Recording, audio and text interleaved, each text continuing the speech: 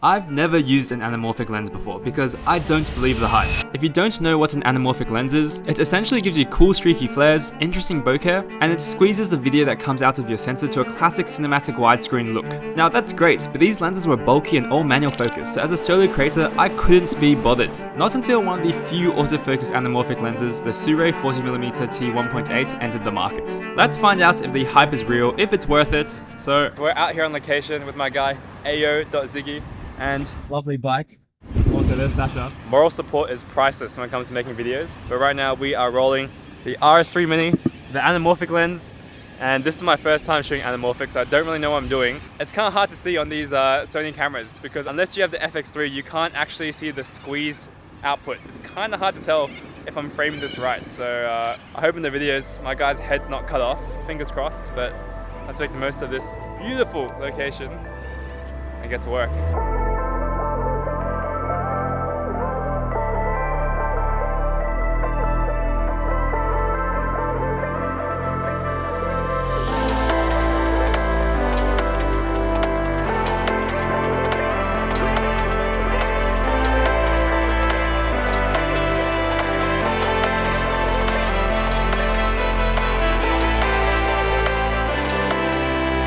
First impressions, this lens is gorgeous. Just to note, I am shooting these shots full frame despite this being an APS-C lens. Because of this, you get a small vignette, which I actually like. The flares are gorgeous too, but the next plan was to try shoot some rollers on the iconic Sydney Harbour Bridge.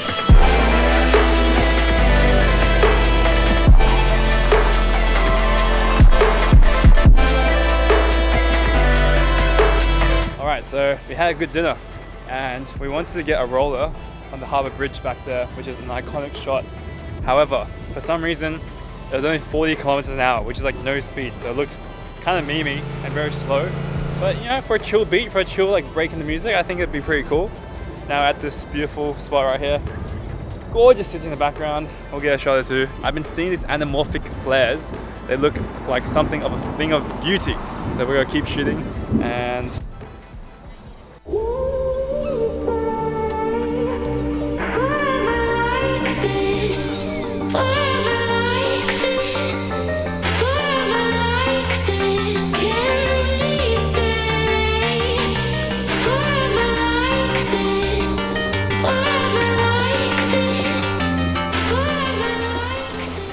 so last stop of the night, we wanted to shoot some nighttime gas station cinematics. So we made a quick stop, but this happened. Yeah, just keep rolling. Oh no.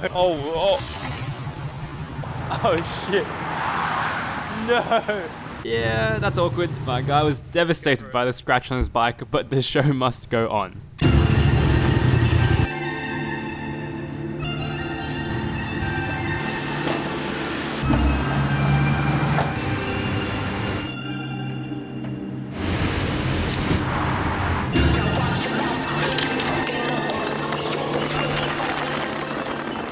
So before we review the lens, let me show you a trick that has drastically sped up my workflow. This is the Artlist AI assistant, and you can edit talking head videos extremely quickly now as it removes silences automatically. Now cut out the outtakes and we're done. All the music from this video was also from Artlist, and using the library extension, you can access Artlist features so seamlessly it makes life a ton easier. Thank you to Artlist for sponsoring this video. It wouldn't be possible for me to go out on random shoots like this without their support. And make sure you use my link in bio to get 2 months off when you subscribe with Artlist. Alright, so we are back in the lab after using this beautiful T1.8 40mm APS-C lens, which actually works quite great for full frame cameras, even though it's an APS-C camera, which I do appreciate. Now, if you don't know, I've been basically using Sony lenses, G Masters for basically my entire life.